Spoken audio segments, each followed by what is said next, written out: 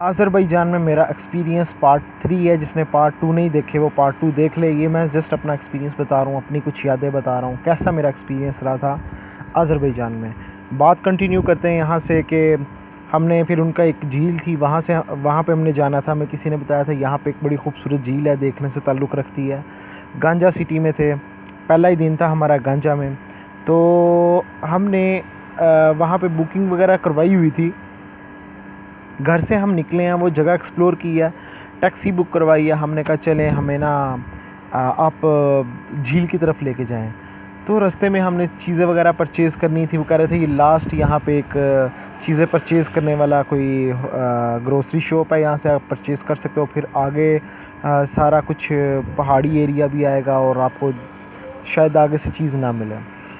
हमने जब वो झील की तरफ, मुझे झील का नाम ज़हन से निकल गया है, अभी इंशाल्लाह फिर किसी वीडियो में बता दूंगा। हमने जब उस रास्ते में गए हैं तो दोस्तों यकीन करें कि ऐसा माहौल पीसफुल मैंने ज़िंदगी में कहीं पे नहीं देखा। मैंने पाकिस्तान बहुत एक्सप्लोर किया, मैं बड़ी बड़ी जगहों पे गया हूँ, तो वैसा माहौल मुझे देखने को नहीं मिला। अच्छा, अगर आप अक्सर देखते हो वीडियोस वगैरह में, मूवीज़ वगैरह में देखते हो ग्रीनरी या पहाड़ों के ऊपर कुछ यूरोप की मैं बात कर रहा हूँ, तो जैसा कि कुछ हॉर्स वगैरह, घोड़े वगैरह वहाँ पे होते हैं, जुगाली कर रहे होते हैं और वहाँ पे काफ़ी माहौल वैसे ही जो था ना मुझे देखने को मिला। हम पहाड़ों में से निकल रहे हैं, पहाड़ों में से निकलते हुए और हम बुलंदी की तरफ जाते हुए, उधर झील की तरफ जाना था हमें, वो जा रहे हैं। तो रास्ते में हमें ऐसी ऐसी चीज़ें देखने को मिली, बागात देखने को मिले। अगर आप सवात वाली साइड पे भी जाएंगे वहाँ पे भी बागात फलों के मिलेंगे, लेकिन वहाँ नाशपाती के और सेब के और ये दूसरे मुख्तलिफ़ किस्म के फलों के बागात रास्ते में आपको आते हैं। हमें वो देखने को मिली चीज़ें। फिर हम चलते चलते काफ़ी टाइम लगा, फिर जंगल आ जाता है। उस झील की तरफ जाते हुए रास्ते में एक जंगल आता है, बड़ा घना जंगल है।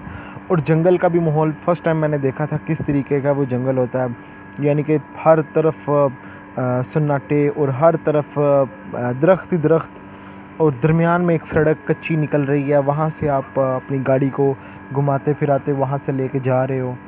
तो वो माहौल, फिर हमने वीडियोस भी कुछ कैप्चर की वहाँ पे। तो फर्स्ट टाइम मैं देखा था, नईम भाई बता रहे थे, वो बेसिकली अफ्रीका के जंगलात उन्होंने बहुत सारे विज़िट किए हुए, वो बता रहे थे कि समीर भाई इसी तरह के होते हैं अफ्रीका में भी जंगलात।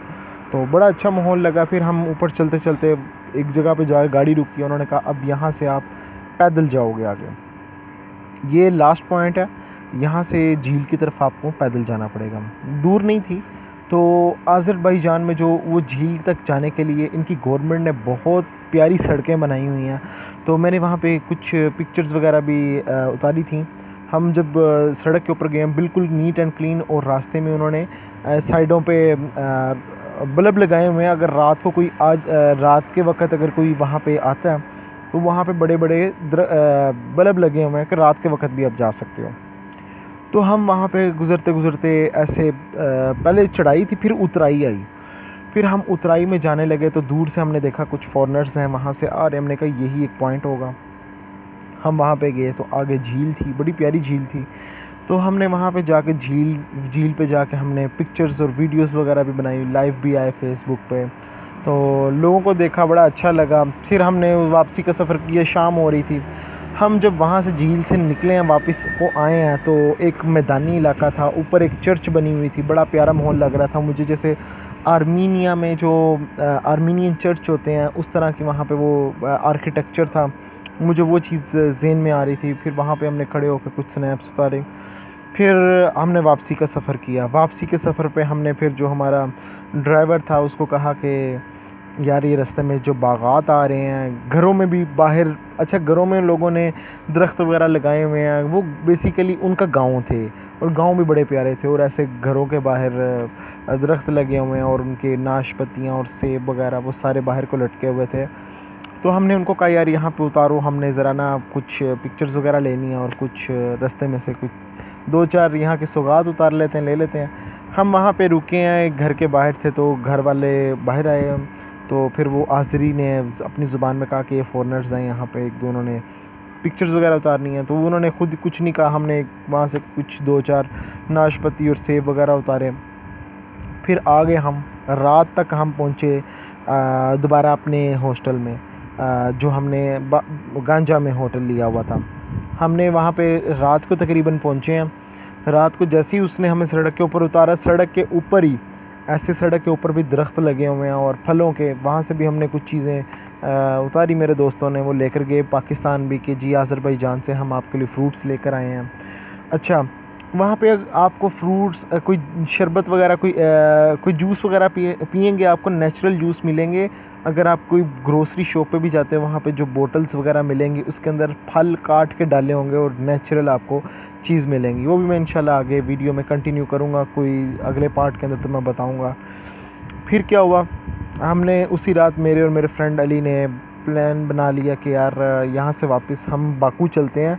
तो बाकू जाके ना हम ट्रेन बुक करवाते हैं और जॉर्जिया निकल जाते हैं। तो बाकी जो दोस्त थे वो कह रहे थे कि हमें मज़ीद गांजा में रुकना है। मैं मज़ीद टाइम वेस्ट नहीं करना चाह रहा था। मैं कह रहा था कि हमें as soon as possible Azerbaijan भी जाना है, क्योंकि हमें काफ़ी दिन हो गए हुए थे वहाँ पे आए हुए। 11 दिन 10-11 दिन हो चुके थे ऑलरेडी। फिर वहाँ से मैं निकला हूँ, रात को हम अड्डे पे गए हैं। अड्डे पे जाके हमने देखा कि बस बुक करवानी थी, तो काफ़ी देर हम बसों का इंतज़ार करते रहे जो कि बाकू के लिए आती थी। तो अल्लाह अल्लाह करके, जैसे पाकिस्तान इंडिया वगैरह में भी होते कि बस फुल होगी, आप बैठ जाओ, वेट करो, बस फुल होगी फिर चलेंगी। हमने बुक करवाई, 4 लड़के थे हम। तो बाकी जब बस फुल हो गई है वो हमें लेकर गया दोबारा बाकू लेकर आया। बाकू जब उतरे हमने कहा चलें शुक्र है हम घर तक पहुँचे। फिर वहाँ से हमने दोबारा फिर टैक्सी करवाई। रात का वक्त हो गया हुआ था, रात का 12-1 बज रहे थे। तो हमने टैक्सी बुक करवाई, बल्कि ज़्यादा टाइम था। टैक्सी बुक करवा के हम अपने हॉस्टल तक आते हैं। हॉस्टल तक आके मैंने सारी अपनी पैकिंग वगैरह पूरी करनी थी, क्योंकि अगले दिन मुझे बाकू के लिए निकलना, जॉर्जिया के लिए निकलना था। तो वो दिन हमारा वैसे गुज़रा। और फिर मैं आपको बताता हूँ, आज़रबाईजान में माहौल ऐसा था कि हर जगह पे डांस क्लब, मसाज सेंटर और शराब खाने। फिर हम किसी बकाला शॉप वगैरह पे जाते थे, ग्रोसरी शॉप पे जाते थे, वहाँ पे हमें पानी कम और शराब की बोतलें ज़्यादा लगनी। हमने माहौल देखा तो उन्होंने कहा यहाँ पे अलाउ है, यहाँ पे आप हर चीज़ अलाउ है। तो हम किसी भी शॉप पे जाते थे तो हमें पानी कम और शराब ज़्यादा मिलती थी। अब मैं आपको एक चीज़ बताता हूँ, वो जो स्टोरी रह गई थी गोलियों वाली, टॉफ़ी। हम जब गांजा में बैठे हुए थे वहाँ पे एक होटल में, तो दोस्त ने कहा यार मैंने पूरा एक क्रेट तो उठा लिया, तो ये रेस्टोरेंट के अंदर वही गोलियाँ पड़ी हैं, चले इसका ना टेस्ट चेक करते हैं, ये है किस तरह का ना टेस्ट इसका गोलियों का। तो उसने ला के हमें भी दिया, चलो यार ये गोलियाँ खोलो और खाओ, हम पाकिस्तान तो लेके जा रहे हैं, पूरा क्रेट ही लेके जा रहे हैं, तो चले देखते हैं। 10 किलो का था वो पैकेट। जब उन्होंने ओपन की तो दोस्तों वो गोली नहीं थी, वो बेसिकली चीनी थी।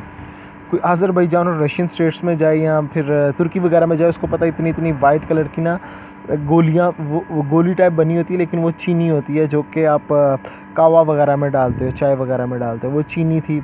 और जब वो खाई, और वो फीकी चीनी, चीनी भी कोई ऐसे हो यार ये क्या चीज़ हमने ख़रीद लिया, और पता चला कि चीनी इन्होंने सारी ख़रीद लिया कोई गोलियाँ टॉफ़ियाँ समझ के। तो अब बड़े परेशान कि यार वो बीना मार्केट कितनी दूर है, हम कैसे वहाँ पे जाएंगे। तो इन्होंने कहा चलो अब इसका कुछ करते हैं हल।